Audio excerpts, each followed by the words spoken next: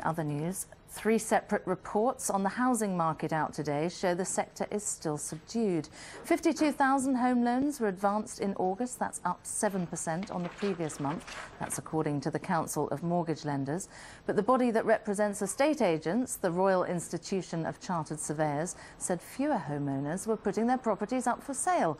And the government's own data showed house prices in August were 1.3% lower than the previous year, although prices have risen by a meagre 0.6% from July to August this year.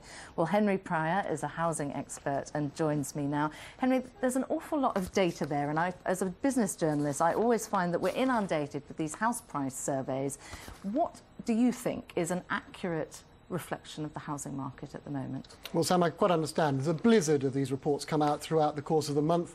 The two today that perhaps are worth paying particular attention to, the RiCS survey talks about sentiment. It's how people feel, and it's confidence that is important in the housing market, just as it is in the wider economic climate. The Council of Mortgage Lenders are talking about mortgages, and they've seen a serious uptick, 30% increase on remortgaging compared to last year, a slight rise in mortgages for house buying alone, which is encouraging, but you would expect that when you're comparing August with perhaps the summer of July, when the market was slightly flatter due to the summer holidays. So I think that where we are today is that vendors, as recorded by Rightmove, who produce a monthly house price index on asking prices, are still yet to understand that selling prices, recorded by people like the RiCS and others, are actually much lower. So we saw that asking prices in the last survey were only 3% below their peak in 2008, whereas sale prices are over 10% lower. So how much do vendors need to start cutting their prices to achieve a sale, do you Well, it's reckon? always a desperately difficult gamble to take for sellers and for their advisors, because do you price ahead of the market in order to look realistic when you do come to the market, or do you keep a reasonably full price in order to expect to take a hit when somebody makes an offer? All we can say at the moment is that the housing market remains probably on the critical list, with difficulties in getting hold of finance for people who want to buy. The number of transactions is tiny.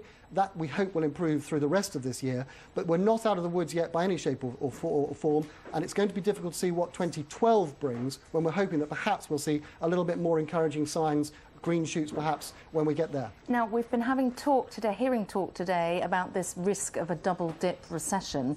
If we get that double-dip recession, will house prices crash, or do you think the housing market has, to an extent, already priced that in?